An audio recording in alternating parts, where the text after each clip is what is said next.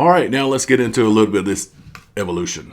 Jimbob is going against PhD Tony on modern day debates. I think this debate was about maybe 3 months ago. But Jimbob talking about evolution is one of the reasons why I started listening to a little bit of Jimbob. As far as his Christian beliefs and stuff, I don't know. I haven't really dove too deep into his. I think he's Orthodox. I'm not sure, which is fine. Whatever. I don't care. I'll probably get into some of his other debates when it comes to religion to see where he stands on everything. But I'm interested in, especially this evolution, because. But anyway, they've already had their opening statement, both of them, and now they're getting into their back and forth, and this is where I want to get into it. So let's jump right into it. It's like I'm psychic, because the first thing I did in my presentation was say that you can't just appeal to peer-reviewed literature and disagree with their conclusions. The paper that you cited, which is Waiting for Two Mutations, violently disagrees with you about the timescale on which that can be take place. They argue that it only needs a few million years, not the hundreds of millions of years that you claimed. They also violently disagree with the results of Behe and Snoke, who are famed creationists who have tried to support this waiting time problem. So you have done exactly what I predicted you would do. Can I respond to that? Once I'm finished talking. There's a lot. No, but there's a lot there. Once I'm finished talking. You can't filibuster, bro. Yes, I know you want to filibuster. You can't filibuster, bro. I know what you want. How about some moderating? How about some moderating? I know what you want to do, and I'll finish talking, and then you can respond. Relax. So what I want to do is give Tony a chance to finish this point, and then we'll get right over to you, Jimbob. Okay. You did exactly what I said you would do. You cherry-picked something from a... So right off the bat, I mean, this is supposed to be a back and forth, and I can understand Jimbob's frustration here because this dude is just going on and on and on, and I'm sure that Jimbob would like to address each point, and he's not able to at this point because he just keeps rambling on. And he was right. He was right to call out, James, saying he needs some moderation here because this dude just keeps going on, and I can't. When can I respond to any of these points this dude's saying? So, yeah, I can see the frustration right off the bat here. Paper that violently disagrees with your conclusion, and then you presented it as though they agree with you. They don't agree with you. You're wrong. Okay, great assertion. Now, let me correct you. So, first of all, I actually said in the opener that the study was about flies. So, yes, for the fly mutation, there's only 2 million years that was predicted. What I said was, because you weren't listening because you were doing old man stuff, was that if you apply the same model to humans, you end up with several 100 million years. And then if you apply that to other things that are more, that are require more time, you actually have to assume a bunch of random mutations. Now, I could throw, guess what? I can throw the entire paper out. It doesn't matter. You know why? Because you, Tony, have to account for and explain the mechanism that takes random mutation and produces not only hyper specialized things like a liver, but you actually have to tell me how it works that the Pakicetus through random mutation becomes a whale. Can you do that for me? Yes. It's a combination of random mutation and selection pressure. There are evolutionary advantages to organisms that can exploit environments that their competitors can't. So, for instance, a landbound creature may enjoy an advantage if it can go offshore and eat the food there. So environmental pressure drives will reward or apply pressure that selects for certain mutations, which would be disadvantageous in other contexts, but turn out to be advantageous in the particular environmental context that you're in. Okay, cool. Let's take that claim. You just simply said random mutation with environment pressure produces this thing. That doesn't tell me how that actually works. So how does a random mutation, right, inside an organism of a population produce the effect of becoming a whale over time? How does it actually happen? Not that it happens, right? All you said is, I ask you, how does random mutation actually produce this effect? And you know what your answer was? Random mutation produces the effect. Yes. And this type of questioning Jimbob brings out is exactly why I like listening to some of the things he has to say, because truth be told, Jimbob is the one that's actually working science here. If you really listen to him, he's asking the question, how does this happen? Not presuppose that this is just what happened. You follow me? Am I missing something here? I'm sure I'll have some jackasses in the comments saying I'm an idiot, but at the same time, I mean, you have to respect the questioning. It's a serious question. It's a legitimate question. Demonstrably, Yes. because this is demonstrated in reality. How? The development of ring species, for instance, species that start out and you end up with end members that are so widely divergent from one another that they can no longer interbreed. You're fixated on this example, but we can make the step that, for instance, if you've got a quadruped, gradually elongating and making its tail larger, making it a more efficient swimmer. How? That provides. How do genes make Look, tails dude, bigger? look. Let me ask you a question. Sorry, no. I'm answering your question. Hold on one sec. I'm Okay, answering one your sec. question. All you're just saying things grow. What I want to do is lizards- just, okay, forgive me for interrupting, but just to restore order really quick, I'll give you a chance to wrap up that point, PhD Tony, and then we'll go back over to Jimbob.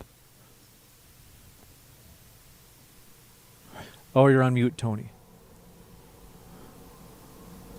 Do Komodo dragons have bigger tails than other lizards? Yes, they do. So evolution is clearly capable of producing things with bigger tails with different shapes. This is a chance. You're still muted, just to be mate. sure you're muted, Jimbob. So your argument is Komodo dragons have longer tails than other lizards, therefore they evolved from something what? Not a lizard, or I don't understand. What's your claim here? No, they evolved from things with smaller tails. We can look at the Jesus earliest Christ. reptiles. They have smaller tails. Cool. They How? They evolved to have bigger tails. Similar. I mean, Jimbob is literally just begging this guy to tell him, how does this happen? How? What's the process in this happening? They can have. Similarly, we can see in the spectrum of lizards that they have different tail geometries. So the idea of evolution producing different tail geometries, different limb geometries, different lung geometries, that's entirely consistent with the observable data that we have. So the question is whether or not the mechanism you're saying produces longer tails or shorter tails can produce a long line of changes where the lizard is no longer, the future lizard is no longer itself, right? No. No? That's a straw man of the evolutionary position. That the way cladistics works is you can't evolve out of your clade. So if you track back far enough, you can find the earliest examples of something that's in a clade. But I understand. That doesn't mean I can do without your interpolations while I'm speaking. But thank you. Calm down. And if you continue doing this, I'll just talk for longer. So this is a classic misunderstanding and straw man of evolution that somehow an insect will evolve into a non-insect. I didn't say that. No, if you're an insect, you're going to remain an insect forever. That is the evolutionary model. All of your descendants will be insects. Similarly, anything that is a descendant of a whale will remain a whale forever. But going back in time, they weren't always whales. They didn't have. That's a contradiction. That's a contradiction. No, it isn't. And I'm still talking. Why you talk so much? Let me talk. At one point, I do want to, Tony, I do, just to keep it, Filibustering, just to keep man. it at as some quick point as in the possible. past, yes, and if he keeps interrupting me, I'll keep talking. I But don't Tony- take world of interruption. You're not the So moderator. If you want me to stop Hold on talking, 1 second. if you want me to be All right, concise, Jimbob. you've got to stop him from Unbelievable, talking. man. Jimbob, I need you to also let me just moderate right now, please. Yeah, please. Is that I'm just asking Tony if you're able to keep it pithy, just because it is open Yes. dialogue. I understand that Jimbob is interrupting, and Jimbob, work with me here. Let's let Tony wrap up. We'll come right back to you, Jimbob. Okay. If you go back in time, there will be an earliest point. I will have to say that that moderating was terrible. I mean, the dude just kept rambling and rambling and rambling, and Jimbob is just making sounds and noises, try to get some type of word in, and then you appeal to the moderator, and the moderator speaks up and just lets him keep rambling. Anyway. Where there is a member of that clade. That clade did not exist before those members turn up. So it is possible for new clades to be generated, Okay. but that doesn't contradict evolutionary theory. Okay, cool. So you're saying there's a clade of things, and once it's a clade, it remains in its clade, and that thing dies off. But there is a splintering off of the clade that then starts a new clade, and there's another clade that splinters off from that clade, okay? So what I'm asking you, if the Pakicetus is a wolf-like land animal, wolf-sized land animal, right? And in 15 million years, it becomes a whale, not it literally, Tony, not it literally. I'm saying that's the beginning of the origin story of the whale. Is the clade, a Pakicetus dips its toe in and becomes a little bit aqua-like. And then there's a clade that branches off from the Pakicetus that's a little more aqua-like, right? And so on. Now, that's a claim. How did you determine mechanistically that occurred, please? Okay, so we know the mechanism by which it occurred, right? We How? know that it's so you are denying that we can see in existing animals that genetic adaptation does occur. Well, no. Okay, so here we go. Here we go. We look at it, and here this is where it comes into, because something is similar in the past and looks like it. That's where it come from. Genetic adaptation, what you call in existing animals, if you're talking about adaptation, what you're pointing to is genetic code or genetic information that's informing a behavior that's well within already existing. Now, you're claiming something else. You're claiming that random mutation in one clade produces some sort of effect that then creates a diversion from that clade. So you have let's say the first thing ever is there's the Pakicetus population, and then there's this new Pakicetus population that's not identical to the previous population. Now, the thing is that what you have to do, because it's the burden of proof is on you. You're going to have to tell me mechanistically how random mutations, right, produce an effect that leads to a whale existing that's downstream from a wolf-like land animal. That's what you have to do. Do you not understand that that genetic drift can occur? That the characteristics of That's your claim. It's observed. No, you're simply denying observational evidence. No. What you're observing is things that are similar in fossils, right? Let's do the scientific method. We're observing things. We're observing things in the living world. Where's the drift? That genetically adapt. Like what? And develop new capacities. Like what? That they didn't previously have. Like what? For instance, Darwin's finches, or we can look at the plenty of examples of ring species. For instance, there's a salamander in California that is diverging from where you've got a branching away from an original population, and you've got the two ends that can no longer interbreed. Okay. So the Ensatina, I had to look it up. The Ensatina escholtzi, for instance, this is something that we observe animals doing, and we can observe it in animals. We can observe it in the laboratory in animals with extremely short lifespans or reproductive cycles. Okay, Tony, the problem is if you observe a bunch of things with finches and there's some epiphenomenal change in their traits, behaviors, beaks, claw sizes, tail sizes, feather sizes, color, etc., you're actually still looking within a universal called finches, right? Your claim, the thing I'm asking for evidence for, is that the finch, in this case, is stand-in for the Pakicetus. The finch, do you ever see any adaptation in the finch that would lead you to believe that over millions of years, 15 million, let's say, will turn into not a finch and something completely not a finch? We've already been over this. That can't happen. Cladistically, it will always be a finch, just like I know. This is where I'm confused also. Like, I don't claim to be an evolution expert or anything like that. I just use common sense. And what Jimbob is trying to say and get to, and at what point in time, over how many millions of years, does this clade of whatever thing is become a new clade of something that's not what it originally was?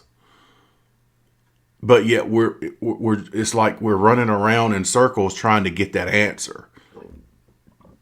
This guy has not answered that once.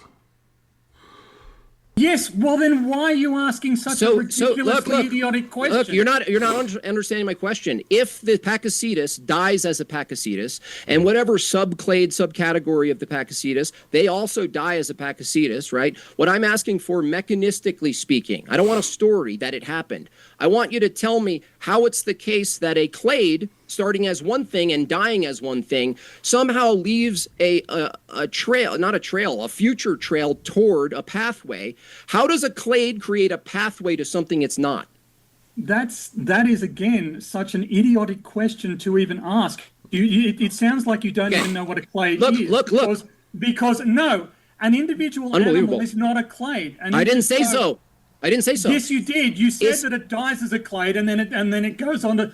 All of its descendants will be members of the same clade. I understand. All of the descendants of that population will be members of the same clade. I understand, Tony. I agree with you. Your view is that there's a category for the sake of taxonomy. You create a category called the clade. Now, whether or not a Pakicetus is itself a clade or it's a subcategory of a clade, it doesn't matter to the question. The question is the category. Let's use the word category so you can actually understand what I'm asking you. The category called Pakicetus, that's a category of an animal, right? That is a particular class of animal. Thank you. I'm not sure that that's all I need. I'm not sure that forms a clade. Okay, thank you. Let's say it's not a clade. Let's call it a category of an animal even, okay? So the claim is a Pakicetus, which is a category of an animal. There's something inside that happens at the population level called random mutation that opens a pathway toward another types of animals becoming eventually a whale, correct? No. Oh my gosh, what is it then? What are you claiming? So when you say the reason I'm taking issue is because you're being very lax in your linguistic. It's not, there is no pathway to another type of animal. Oh. It will stay the same type of animal, but it will diverge from the original form that it had in response to a combination of mutation and environmental pressure. Yes. So what? That's what Jimbob is asking. I don't understand why this dude's being very evasive here. I mean, I just don't understand. Jimbob is asking the process of how over time this becomes this. How does this work? Well, how does this happen? What's the process of this original thing becoming this different thing? What's the process?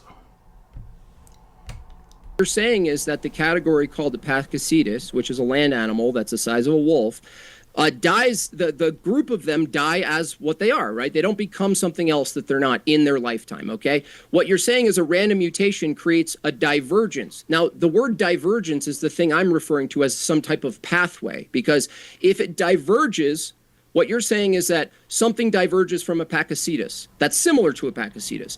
Then something diverges from the similar Pakicetus to something that's similar to that past Pakicetus. And what you're saying is in 15 million years, there's enough random mutations to eventually produce in long successions of generations and divergence into a whale, correctly? Correct? Is that correct? Yes, that's correct. Okay. Oh my does that God. happen? Oh my God. Did you hear that? I mean, he just said it. He said that's, oh yes, that's what happens. But previously he's like, you're not understanding. Your language is not working very well. You're not using the correct, proper way of talking about this. He just literally said, yes, over time, this is what happens. And Jimbob is like, can you please tell me how this happens? Tell me the process. Through a combination of genetic mutation and environmental pressure. If a mutation occurs that gives an organism a greater ability to access food or greater ability Hold on one second. I just want to add that the dude is he literally just agreed that this clade of Pakicetus or whatever over time has random mutations and becomes a whale. Reproduce biologically viable offspring, then that will be selected for. They will enjoy an advantage over others. This can drive very significant changes, morphological changes in species. Okay, so you're saying pressures, environmental pressures, somehow influence the random mutation and it's the effects that it produces? So what's causing? That's not what I said. What causes it?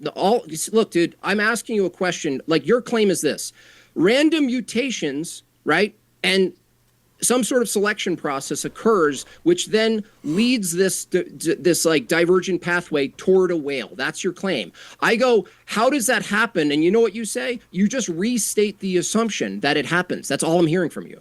No, for starters, it's not an assumption that it happens. It is observed in reality. We observe in real time that this occurs with life forms that we can observe in the laboratory. We observe adaptive changes happening to populations of fruit flies and populations of bacteria. So the claim that it doesn't happen, the claim that it can't happen, is instantly disputed because we have experimental evidence that it does. Tony, do you accept that or not? No. Do we ever see a fly experience random mutation, whether it's natural or introduced by a man, and it results in them not being a fly anymore? No. Okay, so I'm asking a question not about whether or not in populations, Tony. I'm not asking a question about inside a population if there's some sort of mutation that either causes harm or causes inability to do something inside the population. I'm asking a larger scale question that's smuggled into the evolutionary claim. When I say a Pakicetus, right, the population has some random mutation that results in a divergence from the Pakicetus to something that's similar to it, and then that similar Pakicetus diverges and creates something similar to the previous one. You're saying that this succession leads to eventually a whale. Now, I asked you, how do you know this, right? It's an assumption, and you say, we observe it. Look at the flies that don't change into other things. Yes, just like a Pakicetus, as we have established 3 times now, does not evolve into another thing. That's right. Thank you. It develops into a descendant of a Pakicetus. And then a whale, right? So and eventually a whale. Yes. How? Again, through genetic mutation. How, though? James, at this point, this debate is over. Either the audience accepts. Rage quit. No, the debate is pointless. If I can just what he wants. me, Tony. No, I'm serious. You're such a baby, Tony. What he wants. I've answered this question multiple times. He just refuses to accept the validity of the answer and then goes back to his talking point as though he's argued anything. This is pointless. This is literally a waste of my time. What I want to do is, so, gentlemen, I need you to relax for a second, take a deep breath, there's still a lot of good content that's been brought up in your guys' opening discussions that we can discuss. And it's also, because it's open dialogue, there are even some ideas that if you guys want to bring up, we can talk about those as well. I'm sure there are some topics that you guys would probably like to touch on, like instead of wrapping it up. And likewise, it sounds like Jimbob, Tony's like, hey, I explained this, and I understand that you're not happy with his explanation, but we've got to go to a new topic. So, Well, anything else? okay. No, I mean, we can go to more granular because this is his claim. So, if the question of like, how is it physically happening? You go from one category of an animal and diverges into eventually a whale. I'll ask a more granular question about something really basic. The liver. The liver, as we know, the liver, peculiar to vertebrates, serves a very specific function. It processes toxins. Now, do you hold, Tony, that evolution also produced through random mutation a functioning liver with hyper-specialized task in the body? Do you believe that? Yes. Okay. So if I asked you, how does random mutation inside of an organism that doesn't have a liver, how does random mutation produce a highly specialized thing like a liver? So this is a I'm going to answer indirectly here. So let's look at the development of something like the eye. You're looking at the finished product, and you're saying how did you get something so complicated?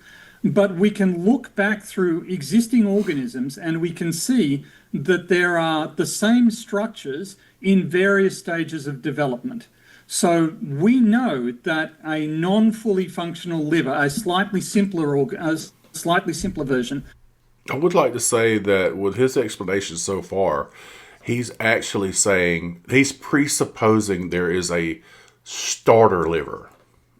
You know what I mean? Or starter eye that has developed.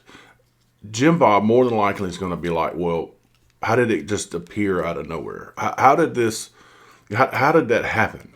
Like, you're presupposing that you're starting with a liver that wasn't there before, or an eye that wasn't there before, and you're trying to say, well, these different changes in these things, but the problem is you're not explaining how that appeared in the first place and how it was able to function inside of this body of these different organs and these different. You're presupposing a lot of things to get to you're already setting a liver in its place. You're already starting with a liver. Even it may not be as functioning as a liver today, but you're starting with a liver. The question is, how did the liver appear at any, you know what I'm saying? You know what I'm saying? Maybe I'm not wording this correctly, but that's what they're talking about.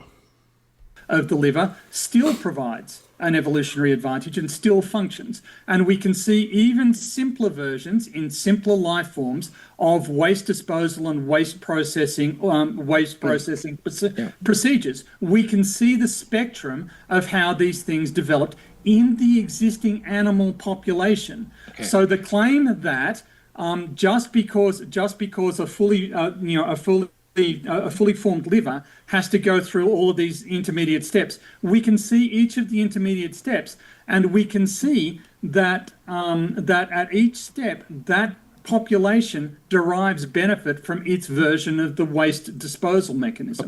Okay. So the answer you gave, you moved over to an eye. Interesting. You said the eye, what we're looking at is a fully developed eye. Well, under the evolutionary view, you actually couldn't know it was fully developed because it could still be evolving to not be an eye through some random mutation. The other problem you have is I asked you how you develop a liver from random mutation, and what you did is you went back in time and granted yourself a type of proto-liver. Yes. So if the answer to how do you develop a liver, and your answer is a different type of liver, I'll just ask the same question. How does an organism that doesn't have a proto-liver and it doesn't have some cells that do similar things at a lower scale, lower magnitude, processing and rejecting toxins, how does random mutation produce the proto-liver then? Well, that's the next question. So this is perhaps best answered with a practical example.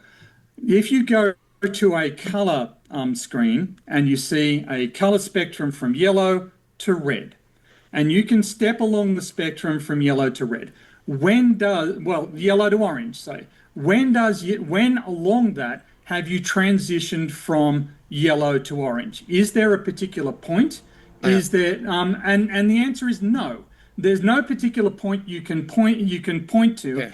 and say on this side it's yellow and on that side it's orange Okay. because it's a gradient. Okay. And similarly, the development of organs, the development of biological function follows a gradient. It follows a gradation. So Okay. each step is incremental. Okay. Well, let me just answer to why that's disanalogous. The color analogy is disanalogous, and you actually proved it was disanalogous by saying there's a space between red and orange, or yellow and orange. The fact that you said there's a color called red and orange or yellow, and there's a space between it that's a gradient, the thing in question is actually the solid color, the stripe that you're affirming. Now, if that was a proper analogy, Tony, the thing that would be always changing is in fact the red and the orange, not the thing in between it, right? So evolution holds that an organism, in this case red, is itself, but you're saying it changes over time through something, right? Something changes over time where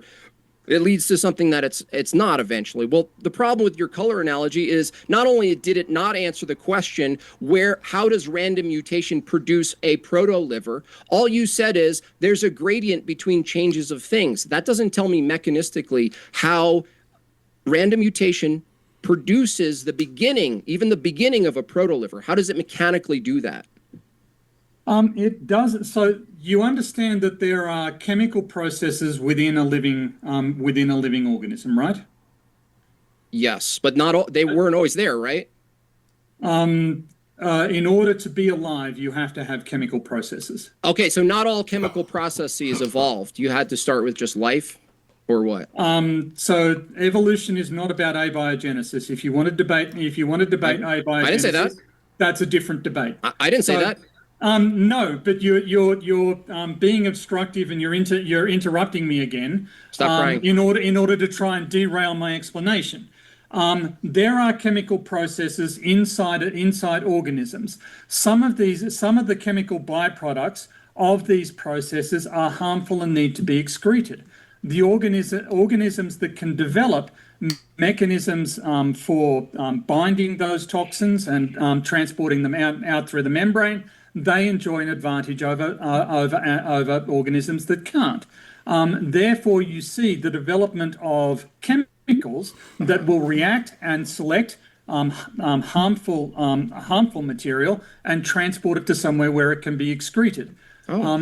So I don't see where the implacable obstacle is that can't be overcome through simple perturbation. Well, I mean, it sounds like, and this is similar with populations. Your argument is that we can only affirm and talk about evolution if you already have populations. But the problem with that view is populations, as you see them from the evolutionary view, are products of previous populations. So the thing I want the audience to notice is constant in my debates with evolution proponents is that they grant themselves fully functional operations of populations, not just the grand scale of the population itself, like a set of apes or a set of Pakicetus or wolves or anything else.